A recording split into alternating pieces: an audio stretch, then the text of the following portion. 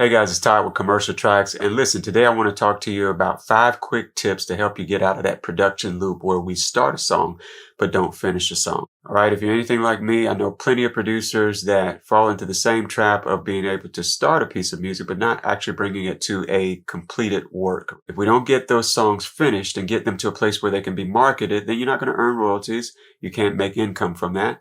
And so helping us to come up with the process that would help us to start more work and finish more work, that's what I want to talk about today. So let's get into it.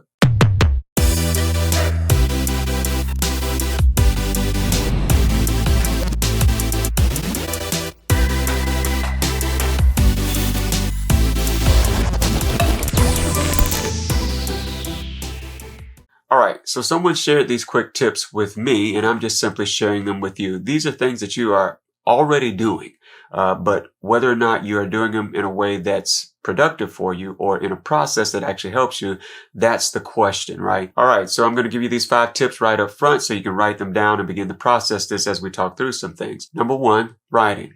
Number 2, your arrangement. Number 3, sound design. Number 4, mix. And number 5, master. These are the 5 essential components for creating or producing music. Now, these are, if you're going to finish a piece of music, these things have to be taken care of. What we do very oftentimes is there's no process to it, right? So by simply concentrating on these areas and focusing on things, compartmentalizing and focusing on them one thing at a time, it actually helps your production process and helps you to finish more work because there is a process to what you're doing now. So let's break these down and talk about them in a little bit more detail. Number 1, my first step is writing. Writing is just simply that. It's writing. It's writing my basic chord progression, my basic melody. These are the things that are the foundational building blocks of my song. If I don't have a melody written, I really don't have a song. So, what you're looking for is writing out or establishing what that piece is. Don't muddy the water with other pieces of the process. I'm just writing my melody. I'm just writing my chord progression, writing my counter melody, whatever the genre is, whatever is going to be necessary to create the foundational building blocks of that particular song or style of music. We are focusing on chord progression and melody, confining that, compartmentalizing that, dealing with that aspect first. Number 2. The second part of this for me is going to be the arrangement. This is probably the most helpful part of the process for me because the arrangement gives you a roadmap. The arrangement helps you to determine what the intro is, what's going to be my verse, what's going to be my chorus, so on and so forth. So within your DAW, you want to just simply line out the arrangement. You want to give yourself 4 bars or 8 bars for your intro, whatever that's going to be. If that's how you're going to come into the song, you want to give yourself the next section of the song. And then whatever comes after that, maybe we're talking verse and then chorus. And then maybe all of that repeats before you go to a bridge. But the main idea is to line out in the DAW the arrangement so that you have a roadmap from where you're going from one section to the other. That has been the most instrumental part of helping me to finish the things that I start.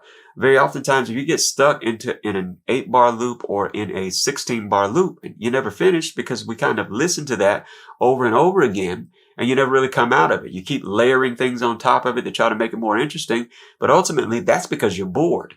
If it was in an arrangement, you would be going from one section to the next, and that immediately solves the problem of boredom, right? Because the song is actually progressing. It's moving from one section to another. We're going from intro to a verse to a chorus. Whatever the music or genre that you're writing in, put it together in an arrangement. That's going to give you your roadmap to show you where you're going.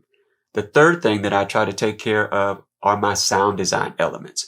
So when I'm talking about sound design, I'm talking about sculpting the sounds, the individual sounds that I'm using. Now, this is not a part of the writing process. It's not a part of the mixing process. This is just simply sound design. When I keep the sections individualized, if I'm dealing with sound design in the area of sound design, then I'm not trying to find different sounds and different things during my writing process. Before I've even written a melody, I'm trying to layer sounds and I'm trying to find the coolest kick, or I'm trying to find the coolest pad to deal with in this song. Or, that's not the place that you deal with that. Write your melody first. Get the foundation of the song locked in first.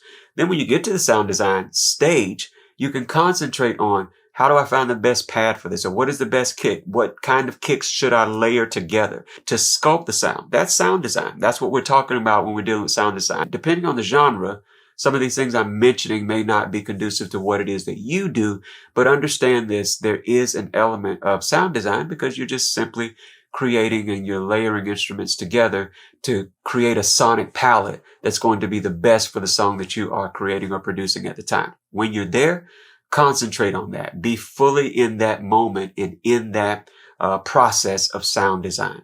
All right. After sound design, I would move into number 4, which is my mix, right?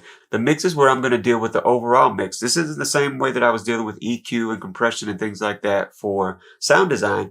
It's how I'm dealing with compression and EQ and things like that, levels for the overall mix. How do these instruments interact with one another? But again, mixing is mixing in and of itself. Sometimes we'll get sidetracked. I'm writing and then I start thinking about the mixing aspect. I start making mixed decisions when I should be just writing a melody, or I start making mixed decisions when I should be dealing with specifically sound design, right? So understand how to see the different sections, compartmentalize them, and concentrate or focus on them individually. Now, there's going to be some overlap, and there should be some overlap. So when I get into sound design, for instance, you get through that sound design process, you're going to begin to slowly ease into mixing decisions and the mixing aspect, right? And that's a natural progression, right? So there's going to be a little bit of overlap, and you should see that. But you should also know how to individualize and compartmentalize each section of your production process, right?